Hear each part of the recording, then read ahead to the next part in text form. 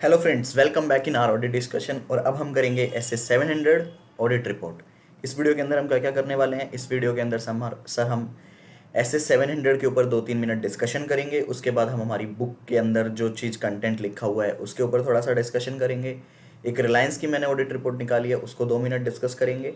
और फिर हम करेंगे हमारा प्रैक्टिस मैनुअल। चारों चीज़ों को करने में सर हमें करीबन 10 मिनट लग जाएंगे। सो वी अब स्टार्ट करते हैं audit discussion on audit report. Sir audit report क्या है? सर जब ऑडिटर किसी कंपनी का ऑडिट कंप्लीट कर लेता है तो उसको एक रिपोर्ट बनाकर मैनेजमेंट को देनी पड़ती है कि जो आपके 31 मार्च 2016 या 2017 के आपने जो हमें फाइनेंशियल दिए थे, उस फाइनेंशियल पे हमारा ऑडिट अब कंप्लीट हो गया है। हमने उस ऑडिट रिपोर्ट के अंदर बहुत सारे कंपोनेंट्स होते हैं, उस पर हम लिखते हैं कि ये हमने इस कंपनी का ऑडिट किया और मैनेजमेंट की ये रिस्पॉन्सिबिलिटी थी, ऑडिटर की ये रिस्पॉन्सिबिलिटी थी, हमने इसके अंदर ये चीज़ें कवर की है। एंड में हम बोल देते हैं कि ट्रू एंड फेयर व्यू या क्वालिफाइड या अनक्वालिफाइड हमारी ओपिनियन दे देते हैं as per are standard on auditing. हम उस रिपोर्ट में लिखते हैं कि हमने हमारा ऑडिट स्टैंडर्ड ऑन ऑडिटिंग को फॉलो करते हुए किया है। अगर उस एंटिटी के ऊपर इंटरनेशनल स्टैंडर्ड्स भी लगते हैं और हमें लगता है कि इंटरनेशनल ऑडिटिंग स्टैंडर्ड के हिसाब से भी हमें कुछ चेकिंग करनी है, तो हम अलग से एक लाइन और लिखते हैं कि we did our audit as per Indian auditing standard as well as international auditing standards for this matters.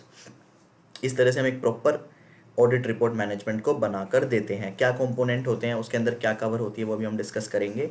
फिर एंड में उसको साइन कर देते हैं। अब एक एक बात करते हुए चलते हैं। आपको सब पता है, बस डिस्कस करना है क्योंकि आप बाकी सारे एसेस कर चुके हो। फाइनेंशियल स्टेटमेंट बनाने की रिस्पॉन्सिबिलिटी किसकी है? सही मैनेजमेंट की रिस्पॉन्सिबिलिटी है। ऑडिटर की क्या रिस्पॉन्सिबिलिटी है? ऑडिटर की रिस्पॉन्सिबिलिटी है कि जो फाइनेंशियल स्टेटमेंट मैनेजमेंट ने हमको दिए हैं वो financial statement as per financial reporting framework बने हैं। सर फाइनेंशियल रिपोर्टिंग फ्रेमवर्क क्या है? हमारे accounting standard, Ind AS, IFRS जो भी एप्लीकेबल हो उसके हिसाब से उनको प्रेजेंट किया हुआ है, उनके हिसाब से उसको बनाया हुआ है। सर क्या कंपनी ऐसा कर सकती है, क्या मैनेजमेंट ऐसा कर सकती है कि कुछ फाइनेंशियल रिपोर्टिंग फ्रेमवर्क के हिसाब से जो प्रेजेंटेशन है या जिस तरह से डेटा दिखाना है वो उस तरह से तो दिखाए और कुछ एक्स्ट्रा भी दिखा दे बेटर प्रेजेंटेशन के लिए, for the knowledge of share holders के लिए, फॉर द नॉलेज ऑफ किसी भी चीज़ के लिए, बेटर प्रेजेंटेशन के लिए कुछ एक्स्ट्रा दिखाना चाह रही है? जी हाँ, आप दिखा सकते हो। फाइनेंशियल रिपोर्टिंग जो जनरली आप देखोगे, आप जब अपनी बुक से रीड करोगे तो लिखा हुआ है generally accepted financial reported framework. ये जनरल फाइनेंशियल रिपोर्टिंग फ्रेमवर्क है जो कि आपको फॉलो करने ही करने हैं। ठीक है जी, बात समझ में आ गई। आप इससे एक्स्ट्रा दिखा सकते हो for better presentation and for अगर कोई और बाकी लॉ एंड रेगुलेशन बोले तो। सर क्या मैं इन फाइनेंशियल रिपोर्टिंग फ्रेमवर्क से डिपार्ट हो सकता हूँ? मैं अगर कोई चीज़ ना दिखाना चाहूँ तो क्या ऐसा कर सकता हूँ? बिल्कुल भी नहीं। आपको generally accepted financial reporting framework को फॉलो करना ही करना है। अगर आप उससे डिपार्ट कर रहे हो तो there should be a very solid reason कि आप ऐसा क्यों कर रहे हो। बेटर प्रेजेंटेशन के लिए कर रहे हो, किसी लॉ की रिक्वायरमेंट है, अगर आपने ऐसा किया तो इसका क्या इफेक्ट है? तो आप नहीं कर सकते। वेरी रेयर केस में आप कर सकते हो जब आपका सॉलिड रीज़न है फेयर प्रेजेंटेशन के लिए, लॉ एंड रेगुलेशन के अंदर वो सही है, उसका कोई इफेक्ट ज़्यादा नहीं आ रहा है, ऑडिटर को ये सब देखना पड़ेगा। तो ये तो हमने की ऑडिटर मैनेजमेंट की रिस्पॉन्सिबिलिटी, इंटरनल कंट्रोल्स लगा रखे हैं। तो सर क्या एक ऑडिटर इंटरनल कंट्रोल के ऊपर भी ओपिनियन देता है? आप इसको कॉम्प्लाइंस पढ़ोगे अपने उस बुक के अंदर, कॉम्प्लाइंस प्रोसीजर्स। नहीं सर, हम सिर्फ फाइनेंशियल डेटा, फाइनेंशियल स्टेटमेंट के ऊपर अपनी ओपिनियन देते हैं। सर हम तो इंटरनल कंट्रोल भी चेक करते थे। वो हम ये देखते थे कि हमारी फाइनेंशियल जो हमारी सब्सटेंटिव टेस्टिंग होगी हम उसको कितना करें, रोमम निकालने के लिए हम करते थे, हम उस पर ओपिनियन नहीं देते। आई होप आपको मेरी बातें समझ आ गई हों। जनरल डिस्कशन क्या है? SS 700 कर रहे हैं अभी, ये सिर्फ ऑडिट रिपोर्ट की बात करता है, अनक्वालिफाइड ओपिनियन की बात करता है। Sir what is unqualified opinion? Unqualified opinion का मतलब ये होता है जब आपने अपने ऑडिट किया, ऑडिट करने के लिए आपने अपने कंट्रोल टेस्टिंग की, डिटेल टेस्टिंग करने के बाद आपने sufficient and appropriate audit evidences लिए, आपने देखा कोई मटेरियल में स्टेटमेंट तो नहीं है, कोई फ्रॉड नहीं है, बाकी जितने भी सारे स्टैंडर्ड ऑन ऑडिटिंग थे वो सारे फॉलो हुए या नहीं हुए। एंड में आपने कंक्लूड किया भैया सब बढ़िया है, as per financial reporting statement present किया हुआ है, सारे स्टैंडर्ड्स फॉलो किए हुए हैं, कोई भी मिसस्टेटमेंट नहीं है, कोई भी ऐसी चीज़ नहीं है जो आपके हिसाब से डाउटफुल है, तो हम देंगे clean report, unmodified report. There is no modification in the report, there is no modification required, unmodified report. Sir बाकी कौन कौन सी रिपोर्ट होती है? सर बाकी मॉडिफाइड रिपोर्ट होती है, डिस्क्लेमर ऑफ ओपिनियन होता है, एम्फेसिस ऑफ मैटर होता है। वो कहाँ पढ़ेंगे सर? हम 705, 706, 1020 या बाकी 4 ऐसे हैं जो कि हम अभी कवर करेंगे, हम उनके अंदर कवर करेंगे। जनरली हमने 2 मिनट 3 मिनट का डिस्कशन किया ताकि आपका एक बेस बन जाए, now we will move to the book का थोड़ा सा पार्ट। ये 100% नहीं है, आपको सिर्फ नॉलेज के लिए जितना पता होना चाहिए। SA 700 ऑडिट रिपोर्ट, इसके अंदर ऑडिटर क्या करेगा, कंटेंट बनाएगा और इंडिपेंडेंट ऑडिट रिपोर्ट की। इंडिपेंडेंट है सर, हाँ जी हमें पता है ये बात। जनरल पर्पस फाइनेंशियल स्टेटमेंट, जो फाइनेंशियल स्टेटमेंट होते हैं वो जनरली मैं आ जाता हूँ 1 मिनट के लिए। जो फाइनेंशियल स्टेटमेंट होते हैं वो जनरल पर्पस फाइनेंशियल स्टेटमेंट होते हैं, मतलब वो काफ़ी यूज़र्स का कॉमन ऑब्जेक्टिव पूरा करते हैं। जनरल पर्पस जो सभी का होता है वो पूरा करते हैं, स्पेसिफिक पर्पस नहीं है, जनरल पर्पस है। स्पेसिफिक पर्पस फाइनेंशियल स्टेटमेंट क्या होते हैं कि मैनेजमेंट ने वो फाइनेंशियल स्टेटमेंट बनाए हैं किसी एक स्पेसिफिक रीज़न के लिए, किसी एक स्पेसिफिक पर्पस के लिए, तो फिर वो उसके, हम तो जनरल पर्पस सभी जितने भी लोग हैं उन सबका जो कॉमन गोल है वो उससे पूरा हो जाएगा, जो ऑब्जेक्टिव है। तो general purpose financial statement with generally accepted financial reporting framework बने हैं, ठीक है जी, ये हमें ऑडिटर को देखना पड़ेगा। Management can disclose beyond financial reporting framework, yes, अगर उससे डिपार्ट करना चाहे no, in very rare case if required for fair presentation and there is no misrepresentation of data. Basic बातें हो गई। Auditor forming an opinion, financial statement are prepared according with applicable financial reporting framework, ठीक बात है sir. Obtain reasonable assurance, हम absolute assurance नहीं देते हैं। एब्सोल्यूट एश्योरेंस मतलब we are giving assurance of 100% true and fair view, an auditor can not give a 100% true and fair view sir, why, because we are like reasonable assurance मतलब 99% assurance, we are giving you a 99% assurance, yeah these financial statements are true and fair view as per financial reporting framework, we are not assuring you 100%। Sir management बोले तो 100% करो, तो भैया फिर तो sampling का मतलब ही खत्म हो गया, फिर तो हमें 100% डेटा चेक करना पड़ेगा, हमारी ऑडिट फीस बहुत ज़्यादा बढ़ जाएगी, टाइम जब अभी अभी हमें 2 महीने लगे हैं तो उसमें तो 10 महीने लग जाएंगे।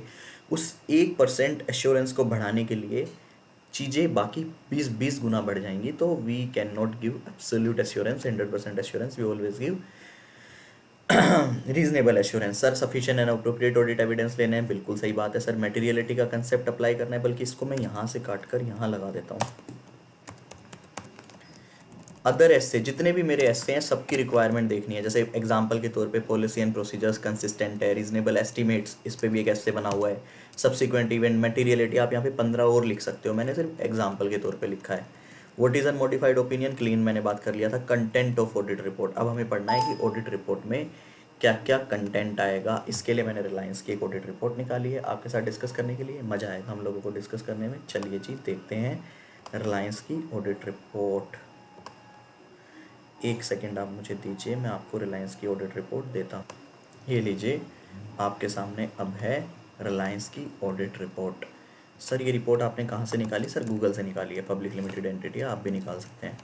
अब देखिए, अब आपका क्वेश्चन आएगा कि एक ऑडिट रिपोर्ट को बना के दो, मतलब फ्रेमवर्क क्या होता है। तो सर पहला हम लिखेंगे इंडिपेंडेंट ऑडिटर रिपोर्ट, ये इंडिपेंडेंट ऑडिटर रिपोर्ट है on the stand alone financial statement. आप जिस तरह के भी फाइनेंशियल पे अपनी ओपिनियन दे रहे हो वो यहाँ पे प्रॉपर तरीके से लिखोगे, ऑफ किस एंटिटी का, ये रहा। तो ये टाइटल, पहला टाइटल। दूसरा एड्रेस किसको दे रहे हो, to the member of Reliance Industries, ठीक है सर। उसके बाद आप इंट्रोडक्शन पैराग्राफ डालोगे, report on the stand alone financial statement, ये रिलायंस का कर रहे हैं हम 31 मार्च 2016 को। तो टाइटल हो गया, एड्रेस हो गया, इंट्रोडक्टरी पैराग्राफ हो गया। उसके बाद सर क्या होगा, 3 चीज़ें हो चुकी। चौथा मैनेजमेंट की रिस्पॉन्सिबिलिटी, मैनेजमेंट रिस्पॉन्सिबल है अदर मैटर्स के लिए, अकाउंटिंग रिकॉर्ड के लिए, फाइनेंशियल स्टेटमेंट बनाने के लिए, 4 चौथी चीज़ हो गई। फिर ऑडिटर की रिस्पॉन्सिबिलिटी, ऑडिटर अपना ऑडिट करेगा अकाउंटिंग स्टैंडर्ड के हिसाब से, सेक्शन 143(11) के हिसाब से। स्टैंड अलोन फाइनेंशियल स्टेटमेंट का ऑडिट कर रहा है, ethical requirement, reasonable assurance, plan and perform कर लिया, financial are free from material misstatement, obtain कर लिया ऑडिट एविडेंस, ऑडिटर की जजमेंट यूज़ हुई है, risk of material misstatement, fraud देख लिया हमने। उसके बाद true and fair view, sufficient and appropriate audit evidence ले लिया। मतलब जितनी भी चीज़ें अभी तक हमने डिस्कस की है वो सारी ऑडिटर रिस्पॉन्सिबिलिटी के अंदर आ जाएगी। तो ये कौन सा ऑडिटर रिपोर्ट के कंपोनेंट है, 1 2, report introductory 4, management responsibility 4, auditor responsibility 5, फिर उसके बाद ओपिनियन 31 मार्च 2016 को profit and loss, cash flow, financial statement पे ओपिनियन दे रहे हो। अदर मैटर्स, सर इस पे हम आगे ऐसे आएगा उस पर पढ़ेंगे। अदर मैटर अगर कोई है तो उस पर हम अलग से लिखते हैं, वो ओपिनियन इज़ नॉट क्वालिफाइड और modified in respect of this matter, ये अलग है फाइनेंशियल स्टेटमेंट के अलावा। तो इस पर हम देते हैं 6। Requirement on other legal and regulatory requirement, अगर कोई भी लीगल एंड रेगुलेटरी रिक्वायरमेंट है कि आप इनको अलग से दिखाओ तो वो सारी आती है यहाँ पे 7। ठीक है जी। इस तरह से हम सब कुछ लिखने के बाद एंड में जो जिस अगर कोई सिंगल बंदा ऑडिट कर रहा है, प्रोप्राइटर है, तो वो अपना नाम लिखेगा, मेंबरशिप नंबर लिखेगा और साइन करेगा, और यहाँ पे प्लेस कि वो उसने कहाँ पे साइन किया और डेट, ये चीज़ें याद रखना सर। अब ये फर्म है, रिलायंस का ऑडिट 3 लोग करते हैं, चतुर्वेदी, शाह, डेलोइट एंड राजेंद्रा। तो तीनों ने अपना नाम लिखा, ठीक है जी, तीनों ने अपनी फर्म का नाम लिखा, चार्टर्ड अकाउंटेंट्स रजिस्ट्रेशन नंबर, ठीक है जी, उसके बाद पार्टनर का नाम जिस पार्टनर ने ऑडिट किया है, फिर मेंबरशिप नंबर और यहाँ पे प्लेस एंड डेट। इस तरह से आपको ऑडिट रिपोर्ट बनानी है, इसको आप देख सकते हैं। आई होप आपको मज़ा आया ऑडिट रिपोर्ट देखने के लिए। अब सर अब हम देख लेते हैं हमारा प्रैक्टिस मैनुअल। प्रैक्टिस मैनुअल के अंदर क्या है, चलिए जी प्रैक्टिस मैनुअल देख लेते हैं। ये हमारा रहा प्रैक्टिस मैनुअल, मैंने टाइम सेव करने के लिए पहले ही निकाला हुआ है। सिर्फ एक क्वेश्चन है आपके प्रैक्टिस मैनुअल में, basic element of audit report as पर SA 700। तो मैंने आपको ऑलरेडी बता चुका हूँ बेसिक एलिमेंट। आंसर को स्टार्ट कैसे करना है, पूरा देखो SA का पूरा नाम लिखा हुआ है, फुल नेम, कोई शॉर्ट फॉर्म यूज़ नहीं की हुई। टाइटल इंडिपेंडेंट ऑडिट रिपोर्ट है, तो सर उसके बाद आपको इंडिपेंडेंट टाइटल हो गया, एड्रेस ही हो गए जो हमने डिस्कस किए थे। ओपिनियन के अंदर क्या क्या आएगा, वही सब फाइनेंशियल स्टेटमेंट का किया है आपने, और पीरियड वगैरह पूरा अच्छे से आएगा। बेसिस ऑफ ओपिनियन, आपने जो अपनी ओपिनियन ड्राफ्ट किया उसका बेस क्या है, sufficient and appropriate audit evidence लिए हैं, accordance with auditing standard, SA, independent and ethical requirement, ये आप देख लेना। गोइंग कंसर्न की ऑडिट अगर कुछ कवर हुआ है तो ये एक वही जो हमने डिस्कस किया था, सिग्नेचर रिस्पॉन्सिबिलिटी, ऑडिटर रिस्पॉन्सिबिलिटी, ये सब कवर करके इस सिंपल क्वेश्चन आया हुआ है। सर SA 700 आपकी सिर्फ ऑडिट रिपोर्ट के बारे में बात करता है। अनमोडिफाइड ओपिनियन मैंने आपको बता दिया, कंपोनेंट्स आपने देख लिए, और ऑडिटर कैसे अपनी ओपिनियन देगा वो हमें पता ही है, हम बाकी एसेस में कर चुके। Sufficient and appropriate audit evidences लेने पड़ेंगे, डिस्कशंस करने पड़ेंगे। अब आती है मॉडिफाइड ओपिनियन SA 705, वो हम करते हैं, धीरे से हम आगे चलते हैं। सर पढ़ते रहिए और प्लीज़ लाइक कीजिए वीडियो को, शेयर कीजिए, कमेंट कीजिए। इसलिए कीजिए सर कि मुझे पता चलता है कि मैं कैसा आपको, कैसे हम लोग डिस्कस कर पा रहे हैं, क्या चीज़ों को समझ पा रहे हैं। और अगर डेफिनेटली अगर आपको लगता है कि कुछ स्कोप ऑफ इम्प्रूवमेंट है, वो भी बताइए, क्योंकि हमें बहुत आगे तक जाना है, और आगे जाने के लिए हमें हमेशा अपने अंदर इम्प्रूवमेंट करते ही रहना होगा, चाहे वो मैं हूँ या आप हो या कोई भी हो sir. Okay sir, bye bye, take care, best of luck.